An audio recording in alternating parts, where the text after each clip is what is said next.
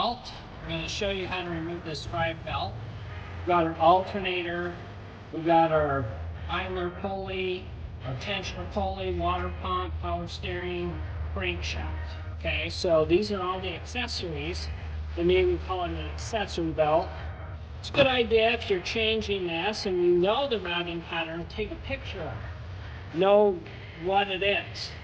If the belt breaks, you need to now look up on service information, or maybe if you don't have that available, Google it.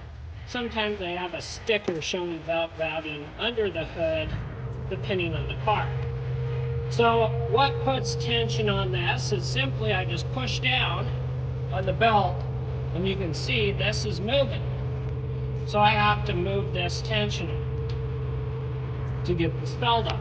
So I just simply put a ratchet and socket in there, and I just simply put tension on that tensioner and slide the belt off. Okay? And then this tensioner, depending, it could go back quite far. So you gotta kind of be prepared for that. In this case, it's putting a lot of pressure on that hose, okay, to get that tensioner off. We're gonna pull the belt off.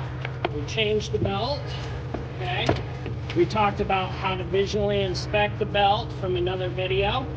Now we're going to put a new belt on and route it. So most manufacturers have a interval so that you don't have a problem when you route this belt. And like I said, if we don't know how to go, we may even want to go to AllData or Google, and this shows us the routing so that we know how to put the belt back on. And this is for a 2010 Chevy truck, 1500. Okay, so we're going to use this as our guide as we route this back on. Okay, so I'm going to put this on the crankshaft, very bottom. I'm going to route this there.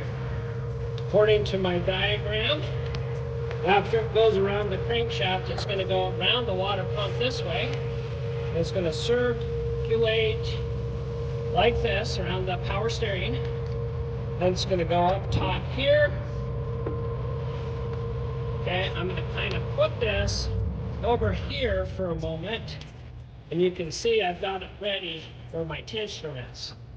Now I like to get this lined up too myself and slide it under. It's a little bit easier because if you are putting tension on this right here, okay, as I'm putting tension on this down, it's a lot easier maybe for me to just simply slide it under like this. And I'm not fighting this here. And then I just slide it back on.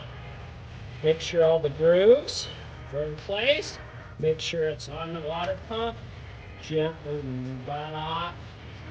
And double check to make sure that all the grooves are properly mounted. And there's tension on the belt that's in place. After I do that, I want to start the car and then make sure that the belt stays in place.